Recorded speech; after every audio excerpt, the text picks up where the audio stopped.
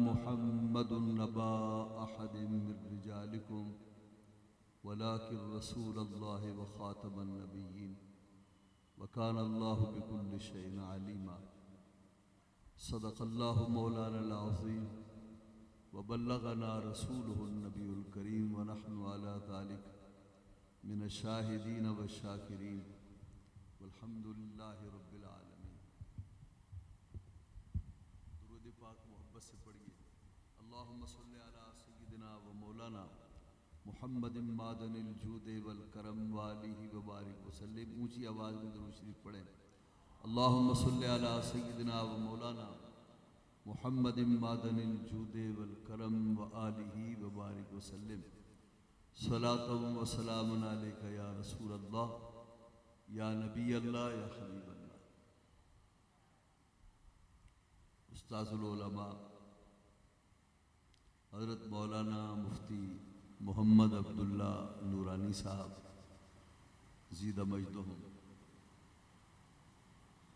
Stage पर तशरीफ़ फरमा,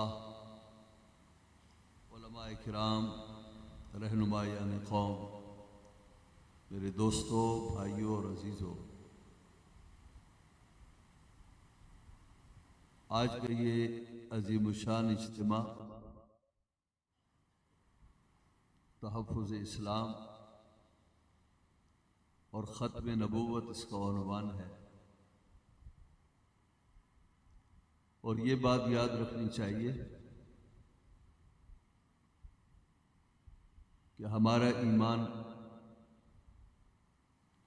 ज़रूरियात दीन की तस्दीक के साथ कायम है।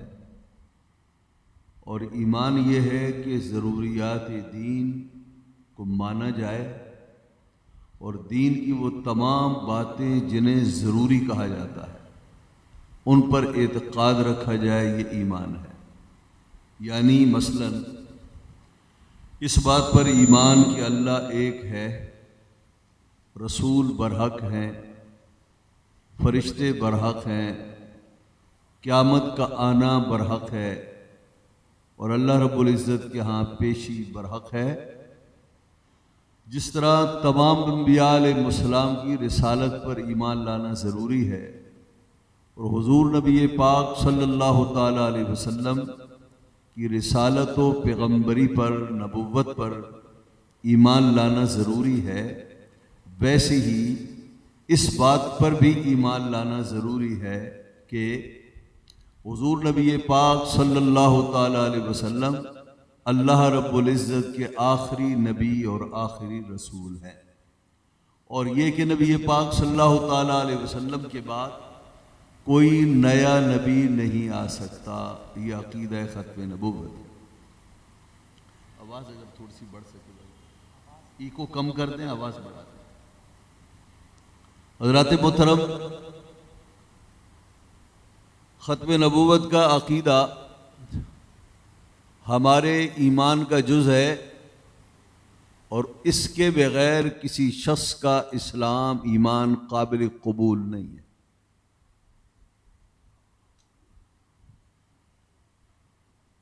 अक़ीदे ख़त्म नबूवत अक़ल से भी साबित है और नक़ल से भी साबित है। हमारी अक़ल भी कहती है कि कोई आखिरी नबी होना चाहिए और कुरान करीम और अहादीस तय्यबा भी बताते हैं कि एक आखिरी नबी आया है। हम देखते हैं दुनिया का दस्तूर है, जिस चीज़ का आगाज़ होता है उसका इख्तिताम भी होता है। ये दुनिया बनी एक दिन और एक वक्त आएगा ये दुनिया का इख्तिताम हो जाएगा। बच्चा पैदा होता है, उसकी ज़िंदगी का आगाज़ होता है, जवान होता है, ये ज़िंदगी का शबाब होता है, फिर बूढ़ा होने के बाद वो मर जाता है, ये ज़िंदगी का इख्तिताम है। सूरज उभरता है, ये उसका आगाज़, दिन का आगाज़ है। सर पे आता है, ये उसका शबाब है। गुरूब हो जाता है, ये दिन का इख्तिताम है। यही मामला हफ्तों का है, महीनों का है, सालों का है।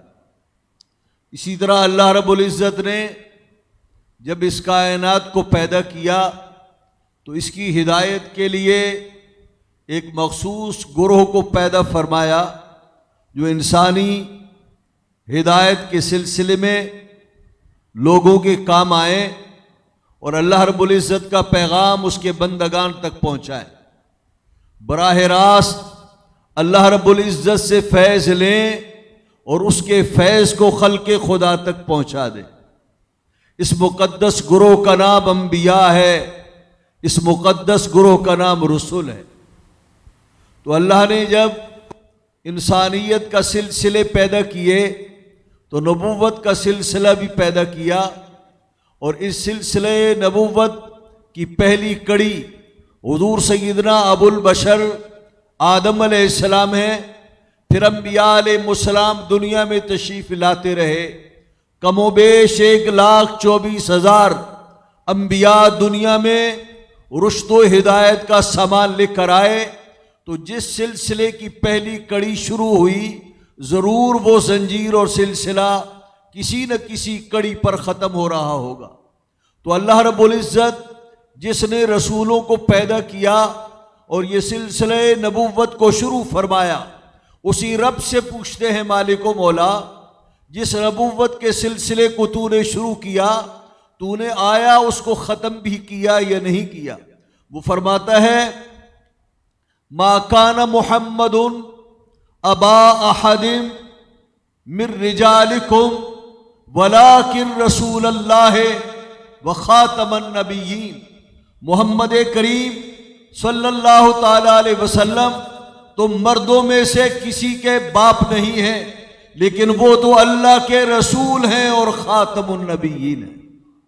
नबी पाक सल्लल्लाहु अलैहि वसल्लम से पूछा गया, या रसूल अल्लाह खातमुन नबिय्यीन के क्या माना? तो आपने फरमाया अना खातमुन नबिय्यीन ला नबी अबादी, मैं खातमुन नबिय्यीन हूं, यानी मेरे बाद कोई नया नबी नहीं आ सकता। तो अकल कहती है आखिरी नबी होना चाहिए और अल्लाह रब्बुल इज़्ज़त ने बताया मेरा महबूब मोहम्मद करीम सल्लल्लाहु ताला अलैहि वसल्लम अंबिया अलैहिमुस्सलाम में सबसे आखिरी नबी है। और सय्यद आलम सल्लल्लाहु ताला अलैहि वसल्लम ने भी अपने फरमान से अल्लाह रब्बुल इज़्ज़त की इस किताब और इस आयत मुबारका की तफसीर फरमाई, अना खातमुन नबिय्यीन ला नबी अबादी, मैं खातमुन नबिय्यीन हूं, मेरे बाद कोई नबी नहीं आ सकता। अगर हम सिलसिले हदीस की तरफ जाएं तो सैकड़ों हदीस हैं जो नबी पाक सल्लल्लाहु ताला अलैहि वसल्लम की खत्म नबूवत की दलील। मैं सिर्फ आपकी खिदमत में 2 हदीसें पेश करके आगे बढ़ता हूं। सय्यद आलम सल्लल्लाहु अलैहि वसल्लम ने इरशाद फरमाया, मेरी मिसाल और पिछले अंबिया अलैहिमुस्सलाम की मिसाल ऐसे है कि जैसे किसी बादशाह ने एक महल बनाया हो, फासनहा व अकमलहा, बादशाह ने उस महल को कामिलो मुकम्मल भी बनाया और उसे हसीनो जमील भी बनाया, इल्ला मौज़िया लबना, लेकिन उस महल में सिर्फ एक ईंट की गुंजाइश बाकी रखी। सारा महल मुकम्मल है, जमीन से लेकर छत तक, और सारी दीवारें मुकम्मल हैं, लेकिन दीवार में सिर्फ एक ईंट की जगह खाली है। सय्यद आलम सल्लल्लाहु अलैहि वसल्लम फरमाते, बादशाह ने कौम को बुलाया, आओ और मेरे महल को देखो। लोग आए और उस महल को देखा, उसके गिर्द चक्कर लगाया, महल की एक एक चीज को देखा, तो सब एक जुबान से बोले महल बहुत खूबसूरत है, कामिल है, मुकम्मल है, हसीन है, लेकिन एक ईंट की जगह खाली है, काश ये जगह भर जाती। नबी पाक सल्लल्लाहु अलैहि वसल्लम फरमाते हैं, लोगों मैं ही वो आखिरी ईंट हूं, मैं दुनिया में तशरीफ लाया तो मेरे सबब अल्लाह रब्बुल इज़्ज़त ने, मेरी बदौलत मेरे रब ने नबुव्वत का जो महल नामुकम्मल था उसे मुकम्मल फरमा दिया। इससे मालूम यह हुआ कि हुजूर सय्यद आलम सल्लल्लाहु अलैहि वसल्लम से पहले जिन जिन अंबिया ने खुदा की तरफ से आना था वो सारे आ चुके थे, सिर्फ हुजूर की इंतजार बाकी थी। हुजूर तशरीफ लाए, सिलसिले नबूवत मुकम्मल हो गया। हज़रत ग़ज़ाली ज़मां अल्लामा अहमद सईद काज़मी रहमहुल्लाह को मैंने एक बार फरमाते सुना। फरमाया कि अभी मेरी दाढ़ी नहीं आई थी कि मैं कादियान गया और मैंने कादियानियों मौलवियों से मुनाजरा किया और मैंने उनसे कहा कि ये बताओ सही बुखारी को मानते हो? उनका मानते हैं। तो आपने फरमाया सही बुखारी ले आओ। सही बुखारी आई और यही हदीस मैंने पढ़कर सुनाई।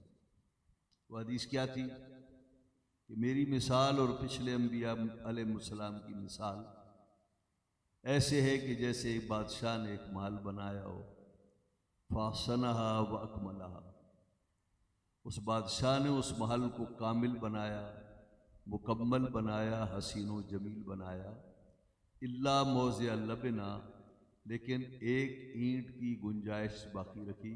हुजूर फरमाते हैं मैं वो आखिरी ईंट हूँ, मेरे आने से महल्ले नबुव्वत कामिल मुकम्मल हो। मैंने कहा इस हदीस को मानते हो? उन्होंने कहा हाँ। तो आपने फरमाया ये बताओ इस महल में सिर्फ एक ईंट की गुंजाइश बाकी थी, 2 ईंटों 3 4 की नहीं। हुजूर फरमाते हैं सिर्फ एक ईंट की गुंजाइश बाकी थी, मैं तशरीफ लाया, मैंने खाली जगह को भर दिया। अब आप ये बताओ मिर्जा कादियानी को कहां डालोगे? इसलिए 2 3 4 ईंटों की जगह होती तो इसको कहीं डाल लेते। ईंट ही एक थी, हुजूर तशरीफ लाए, वो जगह भर गई। बताओ मिर्जा कादियानी को कहां डालोगे?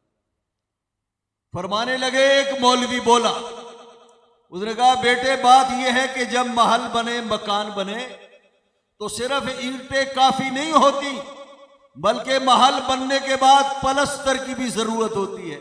उसने कहा मिर्जा कादियानी का पलस्तर कर देंगे। तो आपने फरमाया मेरे आका और मौला सल्लल्लाहु अलैहि वसल्लम ने, जिनके सामने सारी दुनिया के मामलात निगाहों में थे, हुजूर को मालूम था कि ये पख्त तुम लगाओगे। अल्लाह के महबूब ने सारे रास्ते पहले से बंद कर दिए। हुजूर ने फरमाया फासनहा वाकमलहा, बादशाह ने उस महल को कामिलो मुकम्मल भी बनाया और हसीनो जमील भी बनाया। और कोई महल और इमारत बगैर पलस्तर के मुकम्मल नहीं होती। पता चला पलस्तर की गुंजाइश नहीं। आप समझ रहे हैं? फरमाया एक और मौलवी बेशर्मी से बोला, उसने कहा बेटे बात यह है, ईंटें सिर्फ काफ़ी नहीं होती इमारत की तकमील के लिए, और सिर्फ पलस्तर भी काफ़ी नहीं होता, उसके बाद रंगो रोगन भी तो होता है ना। तो हम मिर्जा कादियानी का रंगो रोगन कर देंगे। फरमाया रंगो रोगन भी नहीं कर सकते। अल्लाह के महबूब ने यह रास्ता भी बंद फरमा दिया। फरमाया फासनहा वाकमलहा, वो जो महल्ले नबुव्वत है वो सिर्फ कामिलो मुकम्मल नहीं, अरे वो हसीनो जमील भी है। और कोई इमारत बगैर रंगो रोगन के हसीनो जमील नहीं हो सकती। तो मालूम हुआ हुजूर तशरीफ लाए, हुजूर ने सारे रास्ते झूठी नबूवतों के चोर दरवाजे बंद फरमाए। एक और हदीस, हुजूर नबी पाक सल्लल्लाहु अलैहि वसल्लम ने फरमाए फुद्दिलतु अलल अंबिया बिसित, मेरे रब ने मुझे 6 मरातिब में और 6 खुसूसियतों में अंबिया अलैहिस्सलाम पर बरतरी अता फरमाई। खुसूसियतें तो बहुत हैं, हुजूर ने उस मजलिस में 6 का जिक्र फरमाया। फरमाया 6 खुसूसियतें हैं जिसकी बिना पर मेरे रब ने मुझे तमाम अंबिया पर बुजुर्गी, बरतरी, फौकियत अता फरमाई। कौन कौन सी? ओती तो जवामिअल कलिम वनुसिरतु बिर्रुअ वजुइलत लियल अर्दु मस्जिदम व तहूरा वहिल्लत लियल गनाइम वउरसिलतु इलल खल्क़ि काफ़ा व खुतिमा बियन नबीयून ओ कमा क़ाल रसूलुल्लाह। आवाज का मजा नहीं है यार, आवाज थोड़ा सा ऊंचा करो। सय्यद आलम सल्लल्लाहु अलैहि वसल्लम ने इरशाद फरमाया, अल्लाह रब्बुल इज्जत ने तमाम अंबिया अलैहिस्सलाम पर मुझे 6 खसलतों में बरतरी अता फरमाई। पहली क्या है? फरमाया कि पहली है ओती तो जवामे अल कलिम, मेरे रब ने मुझे जवामे कलिम की दौलत से नवाजा। और जवामे कलिम क्या है? जवामे कलिम यह है कि एक मजमून हो जिसको बयान करने के लिए कमा हक़्क़ुहु 10 वर्क चाहिए, 5 वर्क चाहिए, या उसे समझाने के लिए पूरी किताब चाहिए। सैयद आलम सल्लल्लाहु अलैहि वसल्लम फरमाते हैं, मेरे रब ने मुझे जवामे कलिम की शानों से नवाजा, जिस मजमून के बयान के लिए दुनिया के फुसहा को 10 वर्क लिखने की ज़रूरत है, वहां मैं सिर्फ एक जुमले में सारी बात समझा देता हूं। अल्लाह रब्बुल इज्जत ने मुझे ये शान अता फरमाई, मैं अगर चाहूं तो बयान के समंदर को कूजे में बंद कर दूं और एक तवीलो अरीज गुफ्तगू को चाहूं तो एक सत्र में पिरो दूं। उसकी मैं मिसाल अर्ज करूं, आप लोग हाजिर हैं भाई। हुजूर नबी पाक सल्लल्लाहु अलैहि वसल्लम ने फरमाया, अला इन फिल जसद मुद्ग़ा इज़ा सलुहत सलुहल जसद कुल्लु व इज़ा फसदत फसदल जसद कुल्लु अला वहियल क़ल्ब। नबी पाक सल्लल्लाहु अलैहि वसल्लम ने फरमाया, हर आदमी की बॉडी में, उसके ढांचे में एक लोथड़ा है, वो अगर सेहतमंद हो तो सारा बदन सेहतमंद होता है, और वो अगर बिगड़ जाए तो सारा बदन बिगड़ जाता है। तवज्जो फरमाइएगा। अब इसमें दिल वालों का और जिनके पास दिल नहीं है उनका इख्तिलाफ हो गया। मेडिकल का, तिब का, और वो जो असहाब कल्ब हैं औलिया अल्लाह, उनमें इख्तिलाफ हो गया। दिल है क्या? तो हमारा मेडिकल कहता है दिल सीने के अंदर एक ऐसा लोथड़ा है, बोटी है, जिसका काम है खून को पंप करना, और पंपिंग के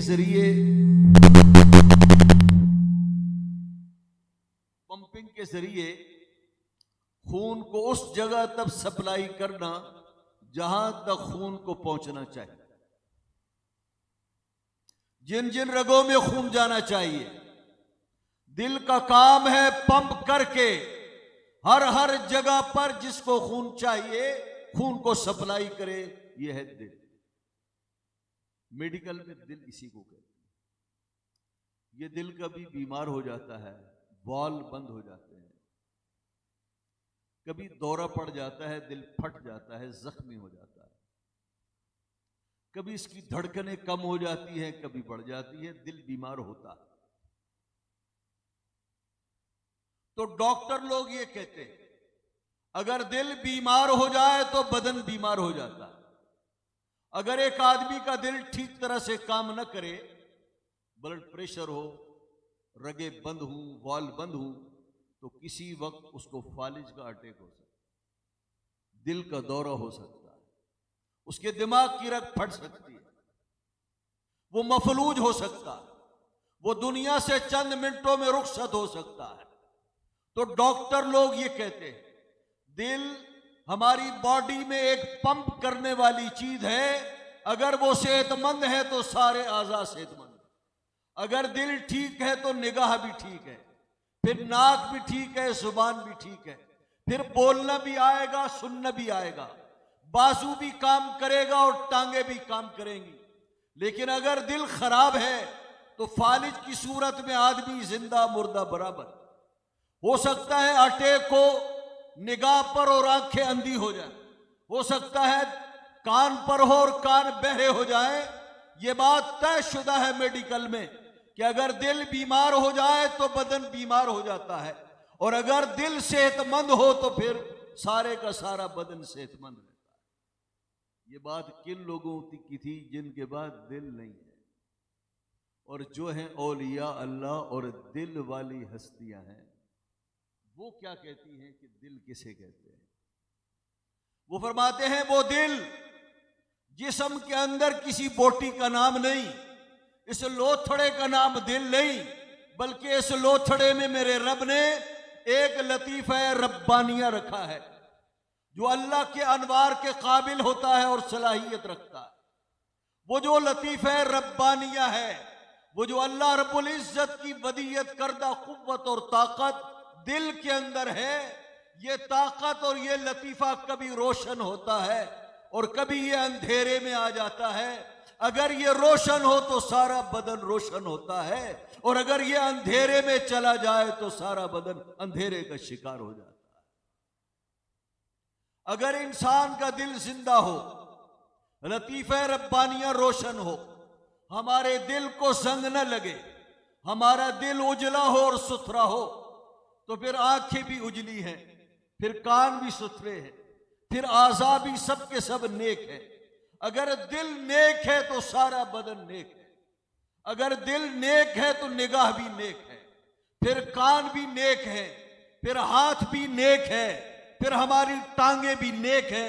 और अगर दिल बुरा है तो आंखों में भी बुराई आएगी, कान भी बुरे होंगे, ख्यालात में भी फसाद आएगा, हाथ उठेगा तो गुनाह की तरफ और पांव बढ़ेंगे तो गुनाह की तरफ। अब अल्लाह के महबूब ने एक जुमला इरशाद फरमाया दिल का ख्याल रखो, ये ठीक हो जाए तो सारा बदन ठीक हो जाता है। दिल का ख्याल रखो, अगर ये ठीक हो जाए तो सारा बदन ठीक हो जाता है, ये बिगड़ जाए तो सारा बदन बिगड़ जाता है। अल्लाह के महबूब का ये जुमला अगर मेडिकल पर मुंतबिक करो तो भी ठीक है, और अगर औलिया अल्लाह की इस्तिलाह पर मुंतबिक करो तो भी ठीक है। हुजूर फरमाते हैं दिल को ठीक करो, तुम्हारा दिल सही है तो सारा बदन सही है। अगर मेडिकल पर इसे ले जाए तो हुजूर ये फरमाते हैं दिल का ख्याल रखा करो, दिल का ख्याल रखा करो, इसे सेहतमंद रखा करो। तुम्हारा दिल ठीक है तो फिर ब्लड प्रेशर नहीं होगा, फिर तुम्हें फालज भी नहीं होगा, फिर तुम्हारी रग भी नहीं फटेगी, फिर तुम्हारे सारे आज़ाद ठीक काम करेंगे। और अगर बात हो औलिया अल्लाह की तो हुजूर की बात को उस पर मुंतबिक करो। हुजूर फरमाते हैं अपने दिल को उजला रखो, मुसफ़्फ़ा मुजल्ला रखो, अल्लाह की अनवार के काबिल इसे बनाओ, तुम्हारा दिल साफ होगा, तुम्हारे सारे आज़ाद साफ और सुथरे होंगे। और अगर तुम्हारा दिल खराब होगा, सारी की सारी चीजें खराब होंगी। मुझसे भी एक भाई कह रहे थे इत्तकू फिरासतुल मोमिन पर गुफ्तगू करें। मैं सोच रहा था कि मैं उस पर गुफ्तगू कैसे करूं, मुझे रास्ता मिल गया। हुजूर फरमाते हैं क्या भाई कुछ बोलो भी तो सही आप लोग, या आपके लोगों ने चुप कर रोजा रखा हुआ है, या मेरी बातें समझ में नहीं आ रही आपको? सुभान अल्लाह कहना चाहिए, बढ़ने बोलने वाले का हौसला बढ़ता है, और सुभान अल्लाह न कहने के माना यह है कि बोलने वाले को रोक दो। ये रोकना चाहते हैं तो मैं रुक जाता हूं भाई। हुजूर फरमाते हैं अपने दिल का ख्याल रखो, इस लतीफ़े रब्बानिया की हिफाजत करो।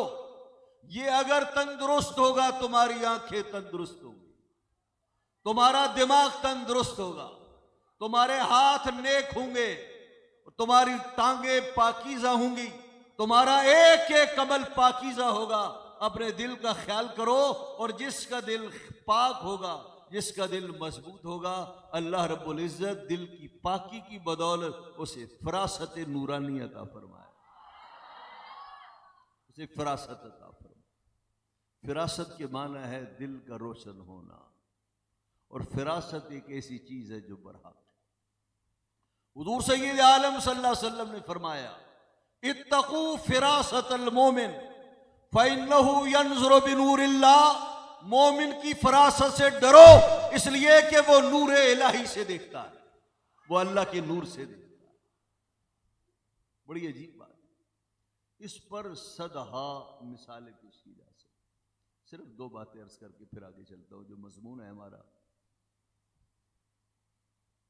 हुजूर सैयदना अमीरुल मोमिनीन फारूक आजम का दौर, हजरत फारूक आजम का दौर। हजरत मौलाए कायनात मौला अली ने ख्वाब देखा। हजरत मौला अली फरमाते मैंने ख्वाब में देखा हुजूर नबी पाक सल्लल्लाहु अलैहि वसल्लम मस्जिद नबवी में फजर की नमाज पढ़ा रहे और मैंने हुजूर के पीछे फजर की नमाज अदा की। और जब आका और मौला सल्लल्लाहु अलैहि वसल्लम ने फजर की नमाज अदा कर ली तो फिर हमारे आका और मौला सल्लल्लाहु अलैहि वसल्लम एक दीवार के साथ पीठ लगाकर हुजूर बैठ गए। फरमाया एक लड़की दरवाजे में दाखिल हुई, उसके हाथ भी खजूरों का एक तबाक था, आप टोकरा कह दें, थाल था, वो उसके पास था। वो हुजूर की खिदमत में लेकर आए। हुजूर नबी पाक सल्लल्लाहु अलैहि वसल्लम ने हजरत अली फरमाते हैं, मुझे फरमाया अली सामने आओ। मैं हुजूर के सामने गया, अल्लाह के महबूब ने एक खजूर उठाई मेरे मुंह में डाल दी। मौलाए कायनात फरमाते हैं मैंने वो खजूर खाई। फिर दूसरी खजूर हुजूर ने उठाई, फरमाया वो भी मेरे मुंह में दाखिल फरमाई, मैंने वो भी खजूर खाई। मेरी आंख खुली तो खजूर की लज्जत मेरी जुबान पर बाकी थी। फरमाया ये वो वक्त था कि फजर शुरू हो चुकी थी। मैंने वुजू किया, मैं मस्जिद नबवी में पहुंचा। मैं दरवाजे पर आया तो फारूक आजम की इमामत की किरात की आवाज मेरे कानों में थी। मैंने हजरत फारूक आजम के पीछे नमाज फजर अदा की और फजर पढ़ने के बाद जो मैंने मंजर ख्वाब में देखा, बेनी ही वो मंजर मैंने आलम बेदारी में देखा। मैंने देखा फारूक आजम रदी अल्लाह अन्हु ने दीवार के साथ टेक लगाई और फिर मुझे बुलाया, मौला कायनात फरमाते हैं। और फिर एक बच्ची आई, वो खजूरों का टोकरा लेकर आई, मुझसे कहा अली सामने आओ। मुझसे कहा कि मुंह खोलो। मैंने मुंह खोला, हजरत फारूक आजम ने खजूरों के टोकरे से खजूर उठाकर मेरे मुंह में डाली। और जब मैं खजूर खा चुका फिर एक और खजूर अपने हाथ में ली, फरमाया वो मेरे मुंह में डाली, मैंने उसे भी खाया। फिर फरमाया कि लोगों इसे तकसीम करो। तो हजरत मौला कायनात मौला अली फरमाते हैं, मैंने अर्ज किया हुजूर मुझे तीसरी खजूर भी तो खिला दीजिए। तो फारूक आजम ने फरमाया अली अगर ख्वाब में अल्लाह के महबूब ने आपको तीसरी खजूर खिलाई होती तो मैं भी आपको तीसरी खजूर खिला देता।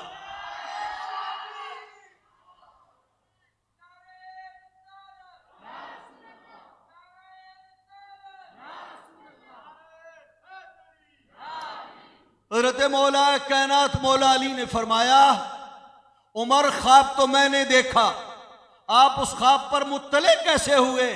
फरमाया या अली अल मोमिनो यंज़ुरु बिनूरिल्लाह, अली तुम्हें मालूम होना चाहिए मोमिन जब भी देखता है अल्लाह के नूर से देखता है।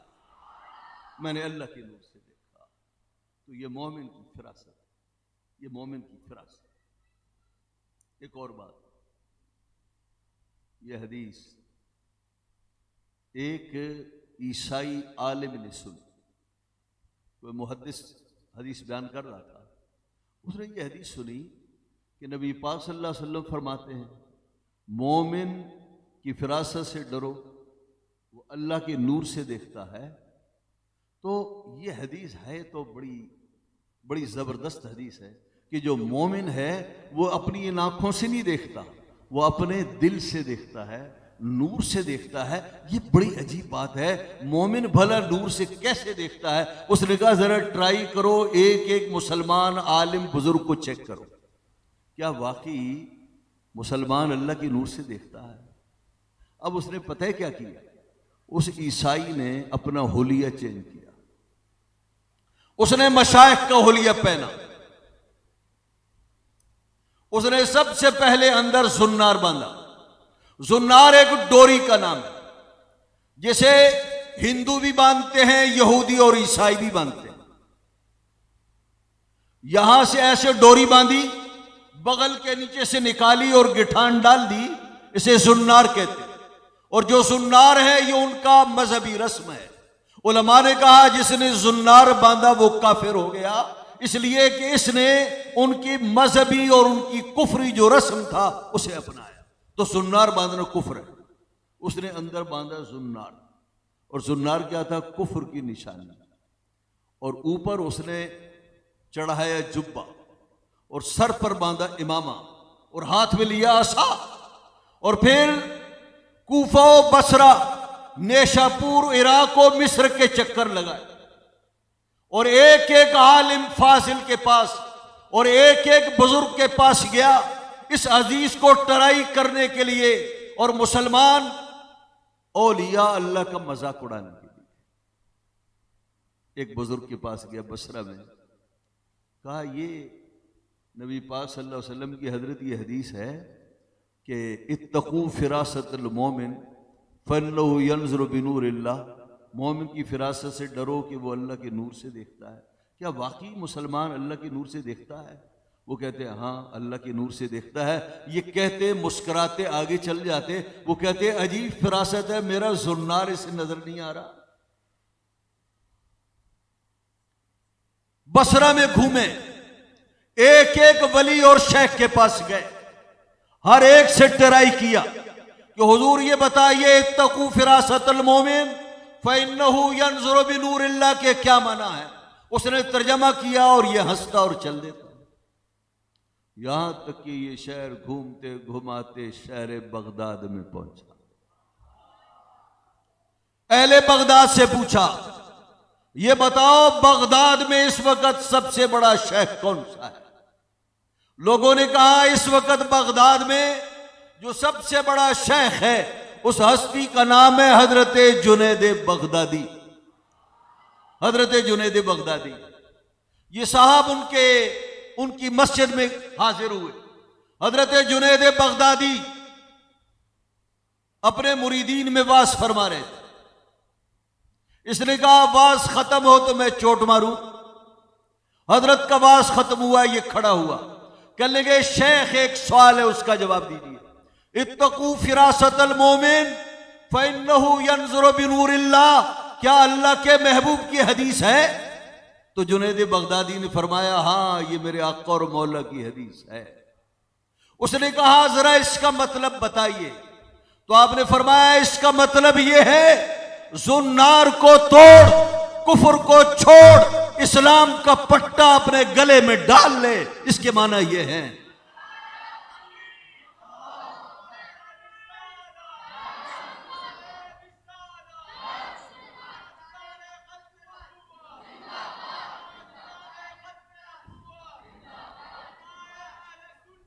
उसने कहा हुजूर वाला ये बताइए जिन जिन मशाइख के पास से मैं होके आ रहा हूं उन्हें मालूम नहीं इस हदीस का? क्या नूरे फरासत उनके पल्ले नहीं?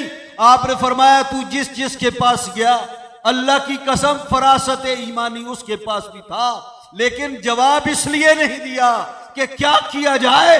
अल्लाह रब्बुल इज्जत ने इस्लाम जो तेरा मेरे हाथ पर मुकद्दर फरमाया था, तेरा इस्लाम मेरे यहां लिखा हुआ था, इसलिए जवाब यहां से मिला, वहां से इसलिए नहीं मिला कि उन लोगों को जवाब नहीं आता था, इसलिए कि तेरा दीन, तेरा कबूल इस्लाम मेरे साथ अल्लाह ने खास कर दिया।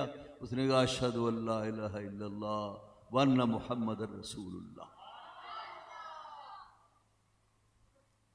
तो देखिए इतनी बड़ी गुफ्तगू को हमारे आका और मौला सल्लल्लाहु अलैहि वसल्लम ने क्या फरमाया, अला वहियल क़ल्ब, सुनो लोगो ये काम करने वाली चीज दिल है। दिल को काबू रखो, दिल की इस्लाह करो, दिल को सेहतमंद करो। मैं क्या अर्ज कर रहा था, नबी पाक सल्लल्लाहु अलैहि वसल्लम ने फरमाया अल्लाह ने मुझे अंबिया पर 6 वजहों से बुजुर्गी अता फरमाई। एक ये कि मुझे जवामे कलम की दौलत से नवाजा, और दूसरा ये कि नुसिर तो बिर्रो, मेरे रब ने मुझे रोबदार बनाया, मुझे बड़ा दबदबा अता फरमाया, मुझे बड़ा वक़ार अता फरमाया। मैं शहर मदीना में होता हूं, मेरा नाम अगर किसरा और कैसर के ऐवानों में लिया जाए तो बादशाहों पर कप कपी तारी हो जाती है। ये वो रोब और दबदबा है जिसे अल्लाह रब्बुल इज्जत ने मेरे साथ खास किया। ये रोब और दबदबा किसी और के हिस्से में नहीं आया। तीसरी चीज फरमाया कि वजुइलत लियल अर्द मस्जिदम व तहूरा। अल्लाह ने मेरी उम्मत के लिए, मेरे लिए सारी ज़मीन को मस्जिद कर दिया, पाकी का सामान कर दिया। मस्जिद भी किया, पाकी का सामान भी किया। ये मस्जिद कैसे किया? दुनिया में जितने अंबिया आए सब पर नमाज फ़र्ज थी, उनकी उम्मतों पर नमाज फ़र्ज थी और उनकी उम्मतों पर वुज़ू भी फ़र्ज था। हुज़ूर फरमाते हैं और वो लोग इस बात के पाबंद थे कि जब भी नमाज पढ़ेंगे किसी ख़ास जगह पर पढ़ेंगे, चार दीवारी में पढ़ेंगे, जो मस्जिद के लिए मखसूस होगी वहाँ नमाज पढ़ेंगे। हुज़ूर फरमाते हैं मेरी उम्मत को अल्लाह ने ऐसा पाबंद नहीं किया, न वुज़ू का ऐसा पाबंद किया, न मस्जिद का ऐसा पाबंद किया। फरमाया मेरे उम्मती को किसी जंगल में, बियाबान में, आबादी से दूर नमाज का वक्त आ जाए, फरमाया कि फिर उसे मस्जिद ढूंढने की जरूरत नहीं, उसे मकान तलाश करने की जरूरत नहीं। फरमाया जहां जी चाहे जमीन पर मुसल्ला बिछा दे, अल्लाह ने मेरी उम्मत के लिए सारी जमीन को मस्जिद करा दी। ये शान अल्लाह ने अपने महबूब और उसकी उम्मत को दी। और दूसरी बात यह क्या है कि अल्लाह ने इस मट्टी और ज़मीन को मेरी उम्मत के लिए तहारत का ज़रिया बनाया। पिछली उम्मतों के लिए नमाज फ़र्ज और वुज़ू भी फ़र्ज, लेकिन अगर पानी न मिलता फिर क्या? उनके पास कोई और मुतबादिल रास्ता नहीं था। नबी पाक सल्लल्लाहु अलैहि वसल्लम फरमाते मेरी उम्मत को अगर पानी मिले तो वो पाबंद है कि वुज़ू करके नमाज पढ़े, लेकिन अगर पानी हो और कुदरत ना हो, बीमार है या पानी है ही नहीं, ऐसे आलम में वो शख्स नमाज कैसे पढ़े? तो नबी पाक सल्लल्लाहु अलैहि वसल्लम फरमाते मेरी उम्मत पर अल्लाह का करम यह है कि वो अपने हाथों को जमीन पर, मट्टी पर, पत्थर पर, किसी चीज पर 2 ज़रबे मारे, अपने चेहरे पर फेरे, फिर 2 ज़रबे मारे और अपनी कलाइयों पर फेरे, मसा करे। फरमाया ये उसके लिए वुज़ू के कायम मकाम है, गुस्ल के कायम मकाम। ये ऐसे है कि जैसे उसने वुज़ू कर लिया, गुस्ल कर लिया। अगर बेवुज़ू था तो भी तयम्मुम करके नमाज पढ़े, और अगर उस पर गुस्ले जनाबत फर्ज है तो भी फरमाया ऐसे ही तयम्मुम करे और नमाज पढ़े। नबी पाक सल्लल्लाहु अलैहि वसल्लम ने फरमाया याद रखो ये तयम्मुम नाकिस तहारत नहीं, ये कामिल तहारत है। अगर मेरी उम्मत को 10 साल तक भी पानी न मिले, फरमाया वो इसी तरह तयम्मुम से नमाजें पढ़। कितनी खुसूसियतें आ गई, 3 गिनिया। चौथी फरमाया वो हिल्लत लियल गनाइम, मेरे रब ने मेरे लिए, मेरी उम्मत के लिए जिहाद से मिलने वाली गनीमतों को हलाल करा। पिछली बार उम्मतों पर, बहुत सी उम्मतों पर जिहाद फर्ज नहीं था, इसलिए कि कुफार तादाद में बहुत ज्यादा और मुसलमान गिनती के चंद लोग, वो जिहाद की उनमें ताकत नहीं थी, तो अल्लाह ने उन पर जिहाद फर्ज नहीं किया। और जिन अंबिया की अक़वाम पर अल्लाह रब्बुल इज़्ज़त ने जिहाद फर्ज किया, जिहाद की सूरत में मिलने वाली कुफार के जो अमवाल हैं, जैसे उनकी औरतें हैं, उनके बच्चे हैं, उनका सोना चांदी है, उनके माल मवेशी हैं, उनकी तलवारें हैं, उनके हथियार हैं, मुसलमान के हाथ आ जाएं, ये गनीमत का माल है। इस गनीमत के माल को मुजाहिदीन के लिए हलाल नहीं करार दिया। मुजाहिदीन इसको खा नहीं सकते, इस्तेमाल नहीं कर सकते। हुजूर फरमाते हैं मेरी उम्मत की शान ये, मेरी उम्मत पर अल्लाह रब्बुल इज़्ज़त ने कुफ्फार के खिलाफ जिहाद को फर्ज फरमाया, और जिहाद की सूरत में जो माल मुसलमान के हिस्से में आए, इनके टैंक आए, इनके तैयारे आए, इनके जहाज आए, इनका कीमती असला आए, इनके डॉलर पाउंड आए, इनकी औरतें आए, इनके मर्द आए, इनके माल आए, इनके जेवरात आए, जो चीज मुसलमान के कब्जे में आए, फरमाया इन तमाम चीजों को मेरी उम्मत के लिए मेरे रब ने हलाल करा दिया। ये टैंक तुम्हारे हैं, जहाज तुम्हारे हैं, ये मिसाइल तुम्हारे हैं, ये जमीन तुम्हारी है, दरख्त तुम्हारे हैं, बाल मवेशी तुम्हारे हैं, यहां तक कि दुश्मन के कब्जे से आने वाली औरतें, बच्चे, मर्द, ये भी तुम्हारे। मेरी उम्मत पर अल्लाह ने ये फजल फरमाया। गनीमत को हलाल करार दिया। ये फजल कैसे है गनीमत का हलाल होना? साहबे किराम बहुत गरीब थे, फुकरा थे, और अल्लाह ने जब उनके लिए जहाद फर्ज किया और गनीमतों को हलाल किया तो अल्लाह ने इन्हीं फुकरा को गनीमत की बदौलत उमरा बना दिया।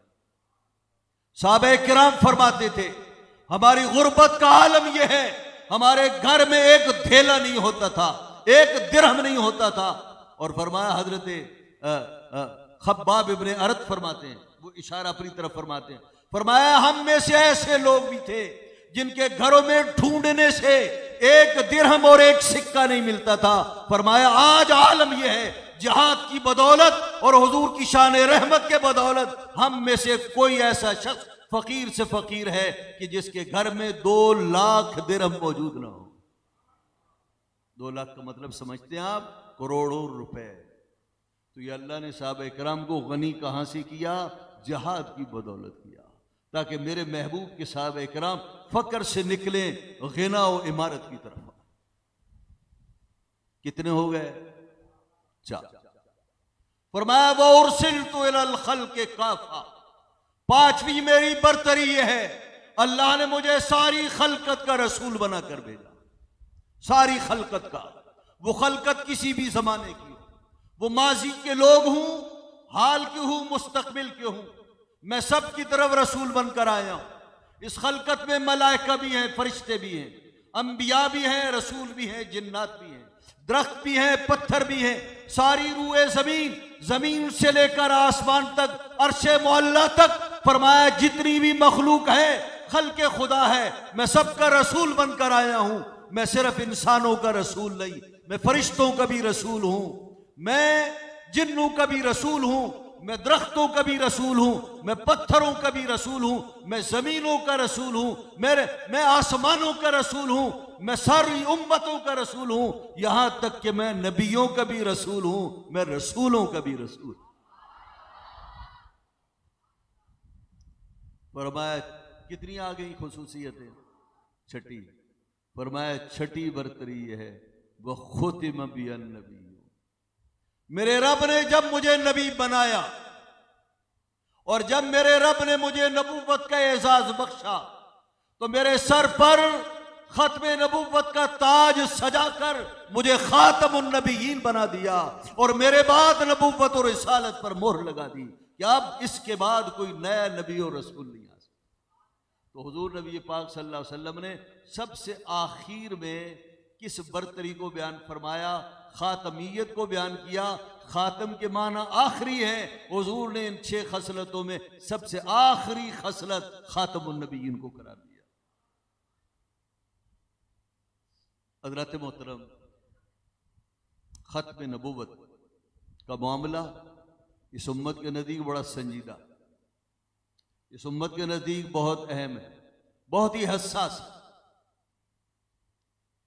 हुजूर नबी पाक सल्लल्लाहु अलैहि वसल्लम के बाद हुजूर का पहला जानशीन, हुजूर के सच्चे रफीक, नबी पाक सल्लल्लाहु अलैहि वसल्लम के सच्चे खलीफे बिला फसल हजरत अबू बकर सिद्दीक रज़ी अल्लाह अन्हु जब मसनद खिलाफत पर रौनक अफरोज हुए तो मैं कुर्बान जाऊं अबू बकर सिद्दीक। ऐसी फरासत, ऐसा तदब्बर, ऐसा फाहम, ऐसी मामला फहमी, सियासत की ऐसी इमामत, ऐसी शुजात, ऐसी बहादुरी, दुश्मनों के कला कमय करने की बहादुरी, ये वो खुसूसियतें हैं जो तमाम जमात सहाबा में सबसे आला अक़दार और ये आला औसाफ हजरत अबू बकर सिद्दीक की सीने में, जात में अल्लाह ने जमा फरमाया। अबू बकर सिद्दीक अगर ना होते तो हजरत उमर रज़ी अल्लाह अन्हु की खिलाफत की जो धूमें मची हुई हैं ये मचती नजर ना आती। इसका क्रेडिट हजरत अबू बकर सिद्दीक को जाता है। 2.25 साल के अरसे में रूए जमीन को अल्लाह के महबूब ने कुफ्र से पाक किया, दुनिया में अमन व अमान कायम किया, लोगों में सच्चाई, इफत, पाकीज़गी, इस्लाम पर पुख्तगी, नबी पाक सल्लल्लाहु अलैहि वसल्लम इस माहौल में अपनी उम्मत को छोड़कर गए। लेकिन जब हुजूर का विसाल हुआ, अल्लाह के महबूब दुनिया से रुखसत हुए, तो हर तरफ से फितरों की यलगारें शुरू हो गई। तो जो है पता, फितरों की यलगारें शुरू, मुर्तद्दीन के गुरोह ने सर उठाया, मुनकिरीन ज़कात के गुरोह ने सर उठाया, इनकारे खत्म नबूवत के फितरों ने सर उठाया। अबू बकर सिद्दीक की फरासत पर, उनकी शुजाअत पर कुर्बान जाइए, उनकी खिलाफत पर। हजरत अबू बकर सिद्दीक उस वक़्त दुनिया से गए नहीं जब तक कि उस सरजमीन अरब को फितनों से पाक नहीं। और वो माहौल जो अल्लाह के महबूब ने छोड़ा उम्मत के सामने, वो माहौल जब तक के रख कर नहीं गए दुनिया से, दुनिया आपने नहीं छोड़ी। मुर्तद्दीन कैसे आपने मुकाबला किया, इनकारे ज़कात वालों का कला कमा आपने किया, इनकारे खत्म नबूवत के फितने का सद्देबाब हजरत अबू बकर सिद्दीक ने किया। ये लंबी चौड़ी ज़ाहिर तकरीर का वक्त नहीं। जंगे यमामा इस्लाम की तारीख की एक मशहूर जंग है। ये जंग यमामा कहां बर्पा हुई? यमामा में, नज्द में बर्पा हुई। और किस शख्स के खिलाफ? मुसैलमा कज़्ज़ाब के खिलाफ। मुसैलमा कज़्ज़ाब उस वक़्त उम्मत का वो बदनसीब तरीन इंसान था जिसने ये कहा था मैं भी अल्लाह का रसूल हूं, मैं भी अल्लाह का नबी हूं। मिर्जा कादियानी की तरह उसके यहां भी आसान होती थी। मोहम्मद सल्लल्लाहु अलैहि वसल्लम को अल्लाह का रसूल माना जाता था, इसके बावजूद वो खबीस ये कहता था मैं भी अल्लाह का रसूल हूं, मैं भी अल्लाह का नबी हूं। अगर इनकार खत्म नबूवत कोई मसला ना होता, हजरत अबू बकर सिद्दीक इसकी तरफ तवज्जो ना देते। हजरत अबू बकर सिद्दीक ने इसे इतनी अहमियत दी। साहबे किराम अलैहिम रिज़वान, ताबीन किराम की तादाद 10,000 से ज्यादा थी और जंगे यमामा में मुसैलमा कज़्ज़ाब के गुरोह में तकरीबन 30,000 की अफवाह। इकरमा भी अबू जहल भी सिपा सालार बना, फिर हजरत खालिद इब्न वलीद को सिपा सालार बनाया गया। और फिर दुनिया ने देखा वो मार्का जंग मुसलमानों के हिस्से में आया और मुसलमानों ने उस मार्के को फतह किया। मुसैलमा कज़्ज़ाब की गर्दन उड़ा दी गई और यूं हजरत अबू बकर सिद्दीक की फिरासत के बदौलत सरजमीन अरब को इनकार खत्म नबूवत के फितने से पाक करा दिया। हजरत अबू बकर सिद्दीक ने इनकार खत्म नबूवत के उस फितने का ऐसा कला कमा किया कि सदियां गुजर जाने के बावजूद इस फितने में, इस गुरोह में उठने की ताकत पैदा न हुई।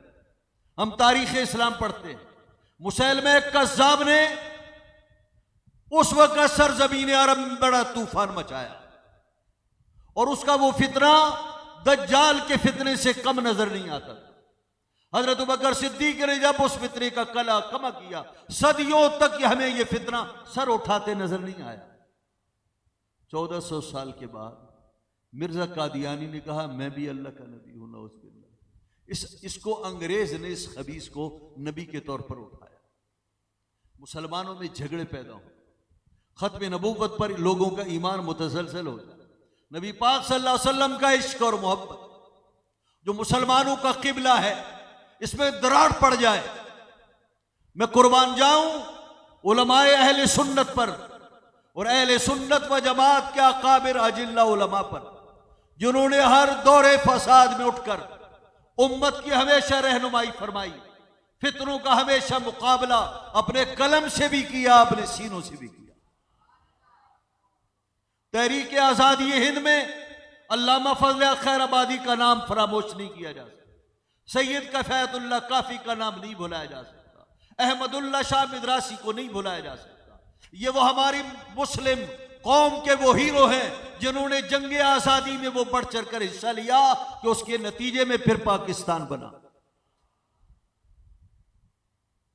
ऐसी सन 53 में पाकिस्तान बनने के बाद तरीके चली, लेकिन जब मिर्जा कादियानी ने कादियान से इस फितने ने सर उठाया तो सबसे पहले हमारे इमाम आला हजरत इमाम अहले सुन्नत इमाम अहमद रजा बरेलवी ने इस महाज को संभाला और अपने कलम के जरिए मिर्जा कादियानी के खिलाफ तकरीबन 6 किताबें लिखकर उसका मुंह बंद करवा दिया। इस फितने का मुकाबला सर से पहले इमाम अहमद रजा ने किया। हजरत मौलाना पीर सैयद मेहर अली शाह साहब गोलड़वी ने, और फिर उसके बाद हुज्जतुल इस्लाम आला हजरत के बेटे मौलाना हामिद रजा खान ने, आपको मिर्जा कादियानी के खिलाफ जितनी कार्रवाइयां तसनीफ की सूरत में मिलेंगी वो सारी की सारी वो जाती हैं हजरत उलमाए अहले सुन्नत की सफ़ों की तरफ जाती हैं। हमारे उलमा ने सबसे ज्यादा कादियानियत के खिलाफ काम किया, और जब हमारे उलमा ने काम किया उस वक्त किसी का कलम नहीं चला, और उनके बाद फिर वो कलम चलाने पर मजबूर हुए। अव्वलीन सेहरा कादियानियत के फितरे का मुकाबला करने का जिन हस्तियों के सर आता है वो उलमाए अहले सुन्नत, वो पीर मेहर अली शाह साहब है, आला हजरत इमाम अहमद रजा खान, हजरत मौलाना गुलाम दस्तगीर कसूरी, हजरत मौलाना शाह अब्दुल अली मेठी है। और फिर सन 1900 पाकिस्तान बनने के बाद सन 1953 में तहरीक खत्म नबूवत चली। उसके सदर कौन थे? आपके हमारे बुजुर्ग और हमारे इमाम हजरत मौलाना अबुल हसनात कादरी। और अबुल हसनात कादरी कौन थे? आला हजरत इमाम अहले सुन्नत के खलीफा थे। कादियानियों का मुकाबला सबसे पहले आला हजरत इमाम अहले सुन्नत ने किया, फिर उसके बाद तहरीकें चली, उस तहरीक की सरबराही और इस कारवान की सरबराही भी आला हजरत इमाम अहले सुन्नत के बेटों के हिस्से में आई। फिर सन 1977 का दौर आया और सन 1974 का दौर आया, नए सिरे से फिर तहरीक चली। सन 53 में जो तहरीक चली उसमें मुतालबा ये था कादियानी को गैर मुस्लिम अक़लियत करार दी। थोड़ी सी एक बात अर्ज करूँ तारीखी, पाकिस्तान बनने के बाद सबसे पहली जो असम्बली मारज़ वजूद में आई उस असम्बली के मेंबर मौलाना शबीर अहमद उस्मानी देवबंदी। शबीर अहमद उस्मानी ये शेखुल हदीस है देवबंद के, इनके बड़े आलिम फाजिल आदमी शबीर अहमद उस्मानी असम्बली के मेंबर थे। 5 साल ये मेंबर रहे। आप उस दौर में होने वाले इजलासों को, कार्रवाइयों को देखें, खत्मे नबूवत के मुतल्लिक एक हर्फ नहीं कहा गया, कादियानियत के मुतल्लिक एक जुमला नहीं कहा गया। और यूं भी कहना चाहिए था जफरुल्लाह खान उस वक्त पाकिस्तान का वजीर खारजा खुला कादियानी। लेकिन इन 5 सालों में असम्बली में उस मौलवी साहब ने खत्मे नबूवत पर एक हर्फ नहीं कहा, कादियानियत के खिलाफ एक जुमला नहीं बोल सके। सन 62 में अयूब खान की असम्बली में कौमी असम्बली के मेंबर मुफ्ती महमूद साहब बने, और मगरबी पाकिस्तान की सूबाई असम्बली के मेंबर गुलाम गौस हजारवी बने। 5 साल तक ये कार्रवाइयां होती रही।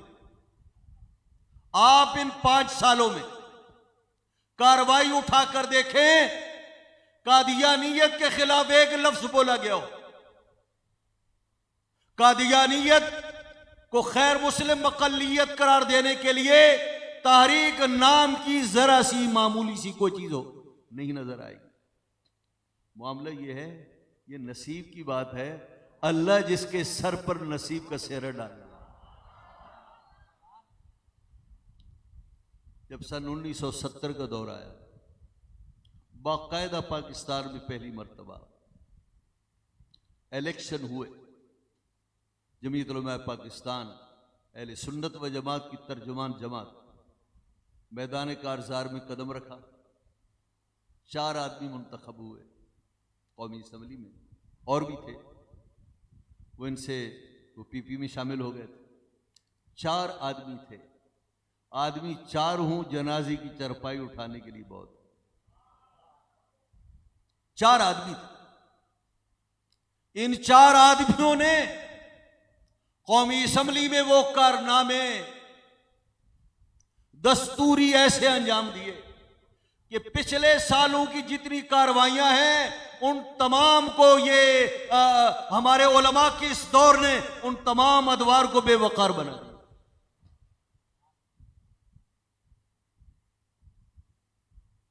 हमारे दस्तूर में लिखा है पाकिस्तान का सदर मुसलमान हो सकता है, पाकिस्तान का सदर सिर्फ मुसलमान हो सकता है। अल्लामा शाह अहमद नूरानी, मेरे उस्ताद अल्लामा अब्दुल मुस्तफ़ा अल-अज़हरी, हज़रत मौलाना मोहम्मद ज़ाकिर झंग वाले और हज़रत मौलाना मोहम्मद सैयद मोहम्मद अली शाह साहब हैदराबाद वाले, ये चार हजरात। अल्लामा शाह अहमद नूरानी की ये नूर फरासत, आप समझ रहे। कादियानी अपने आप को मुसलमान कहता है, मुसलमानों को धोखा देता है काफिर, अपने आप को मुसलमान कहलाता है।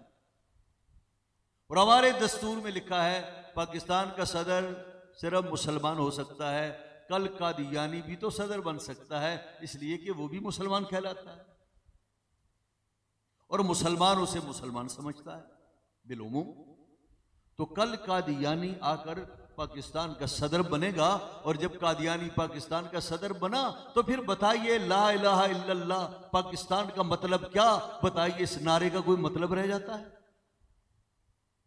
तो अल्लामा शाह अहमद नूरानी की नूर फरासत चमकी।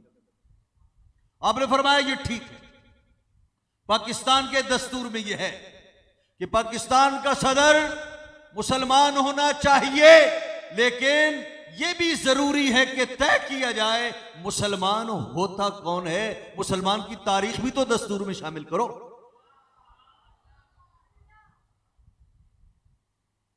मौलाना कौसर न्याजी, ये कौमी असम्बली की कार्रवाई पर ये चीजें मौजूद है, रिकॉर्ड भी ये चीजें मौजूद है।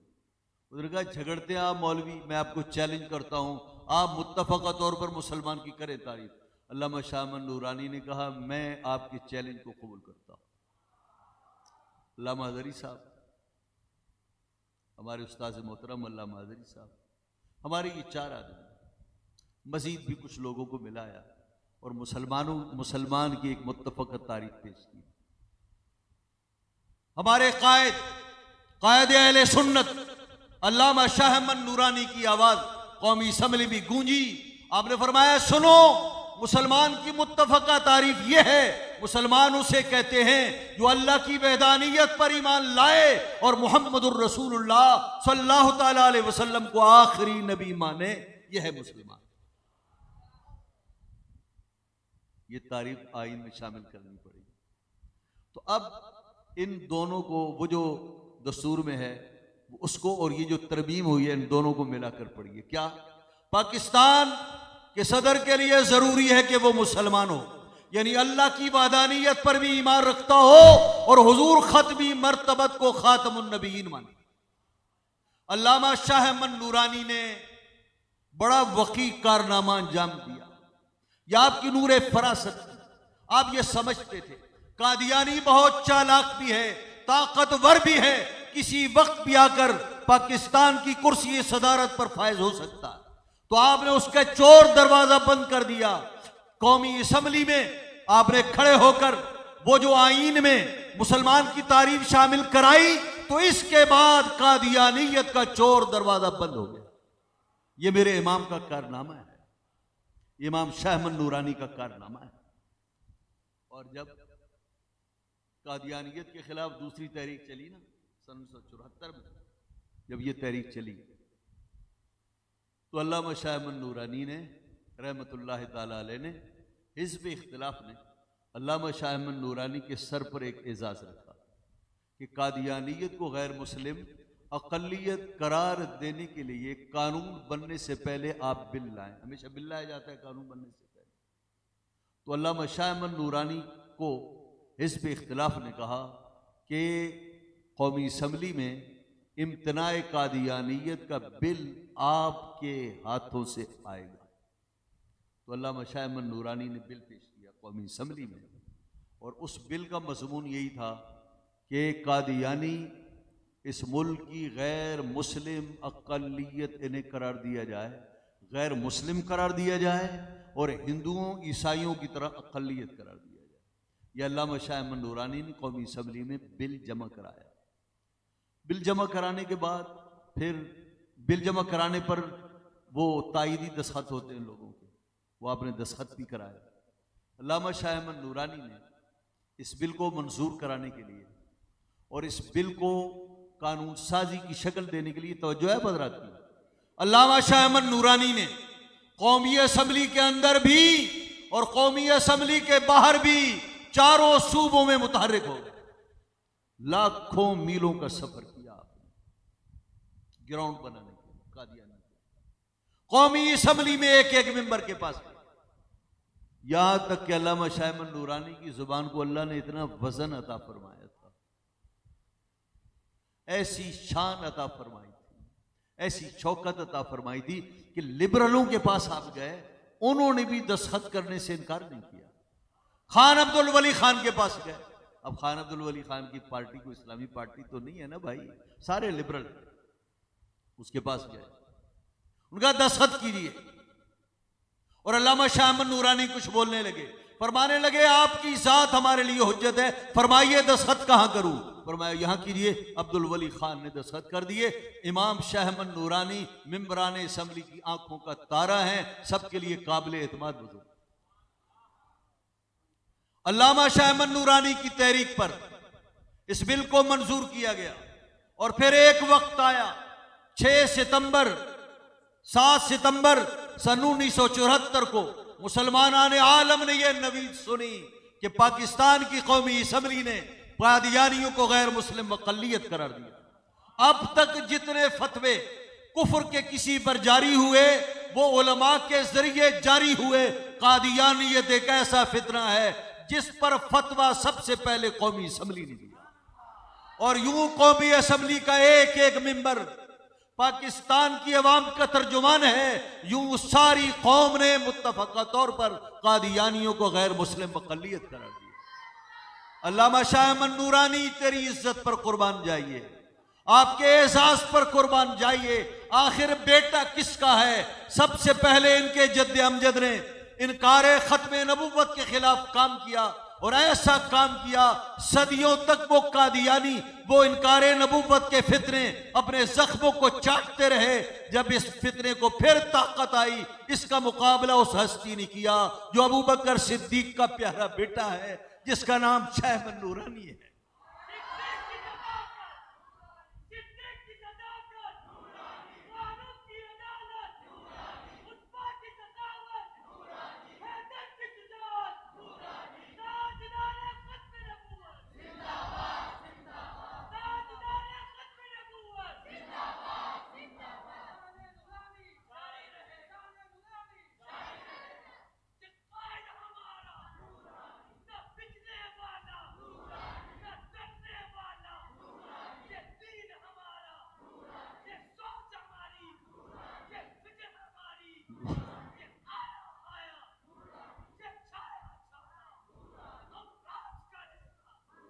आज लोग तारीख को मस्क करने की कोशिश कर रहे हैं। आपको यह भी याद होना चाहिए, अल्लामा शाह अहमद नूरानी ने जब ये करारदाद पेश की, वो खुद फरमाते हैं, ये मैंने खुद सुना है, आप लोगों ने भी सुना होगा। फरमाया पाकिस्तान के एक सेक्रेटरी था, उसने मुझे फ़ोन किया कि आज खाने पर तशरीफ़ लाइए। मैंने कहा आज रहने दो, कल आ जाओ, मुख्तसर अर्ज़ कर रहा हूँ। फरमाया वहाँ मैं गया, 3-4 आदमी अजनबी मुझे नज़र आए और सामने उनके एक बड़ा सा ब्रीफ केस था। तो मुझे सेक्रेटरी साहब ने कहा ये कादियानी हैं, ये लाहौरी कादियानी हैं, लाहौरी फ़िरका है जो मिर्ज़ा कादियानी को नबी नहीं मानता, इमाम मुज्तहिद मानता है। ये चाहते हैं, ये ब्रीफ केस पैसों से भरा हुआ है, 1 करोड़ रुपया है इसके अंदर। सन 1974 में 1 करोड़ की कीमत का आप अंदाजा लगाइए, 1 करोड़ रुपया। मेहरबानी कीजिए मिर्जा गुलाम अहमद कादियानी का नाम भी निकाल दीजिए और हमारा नाम भी निकाल दीजिए, लाहौरी जमात का। बस सिर्फ एक आम सरसरी सा बिल हो जिसमें यह लिखा हो जो खत्म नबूवत का इनकार करे वो काफिर है। तो अल्लामा शाह अहमद नूरानी ने पता है क्या, हमने फरमाया मुझे इसकी कीमत इससे ज्यादा मिल चुकी है, इससे ज्यादा कीमत मिल चुकी।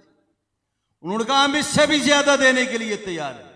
फरमाया नहीं, मेरा सौदा हो चुका।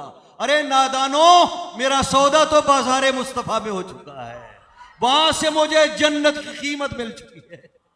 तो बताओ फिर शाह अहमद नूरानी को आज तक कोई ब्रीफ केस खरीद नहीं सका, कहा जाता है हर आदमी की कोई ना कोई कीमत होती है। मेरे इमाम ने अपने किरदार से साबित किया, इमाम शाह अहमद नूरानी वो अनमोल हीरा है जिसकी कीमत किसी बाजार में कोई लगा नहीं सकता।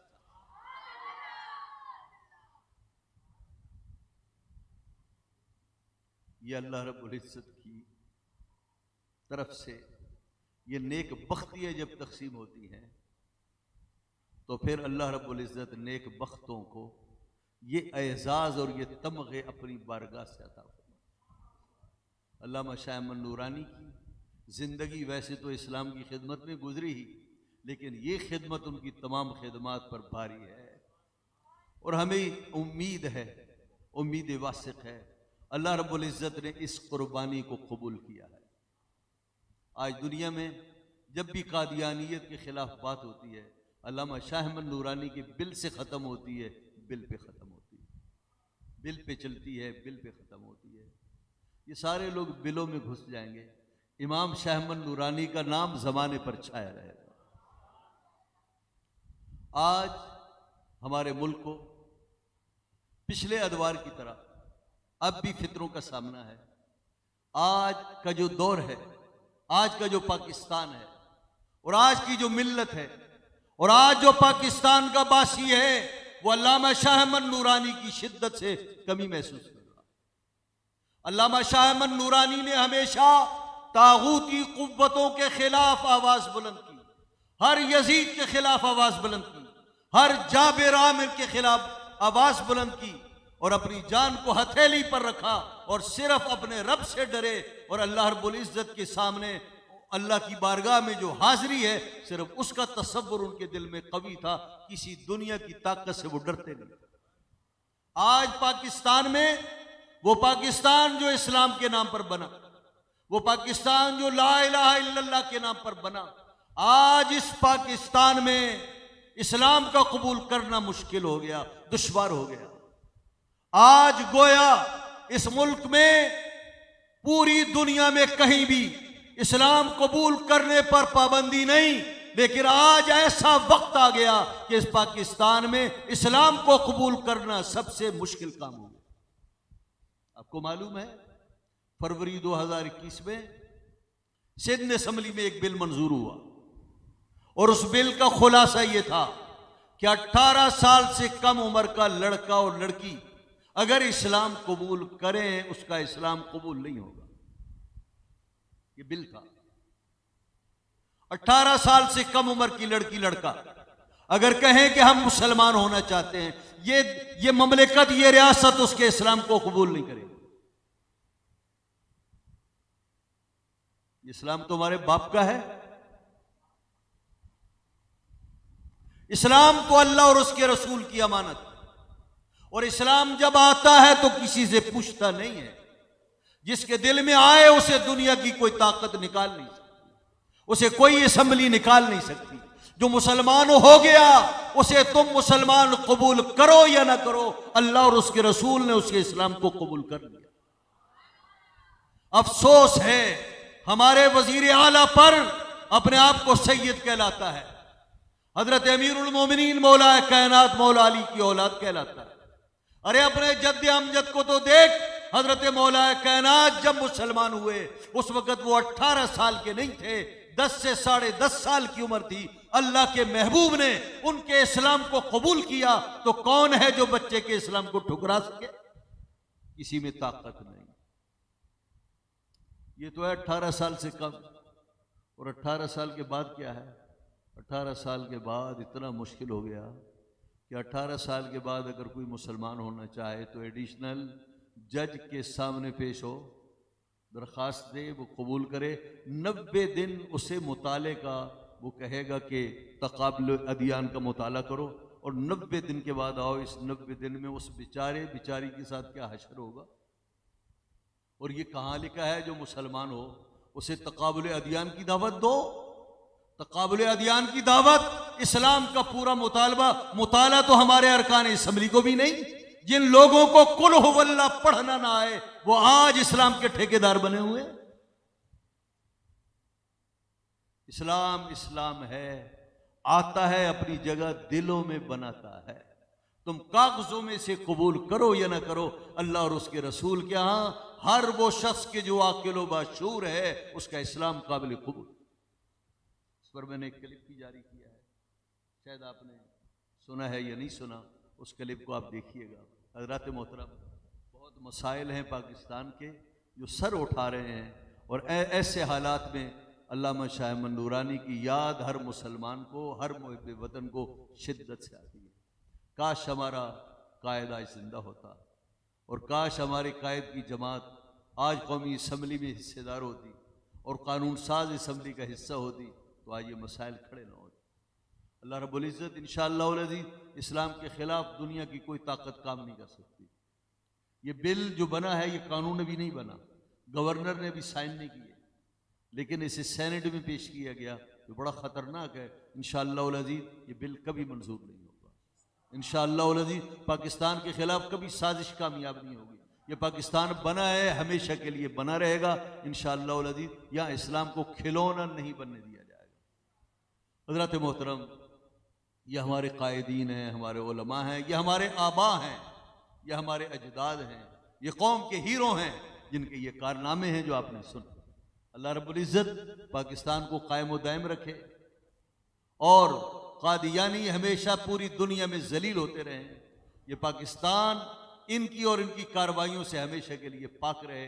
हज़रत मौलाना मुफ्ती अब्दुल्ला साहब ने ख़त्म नबूवत के लिए, तहफ़्फ़ुज़ इस्लाम के लिए ये कारनामा अंजाम दिया। माशाअल्लाह बड़ी कॉन्फ्रेंस बुलाई।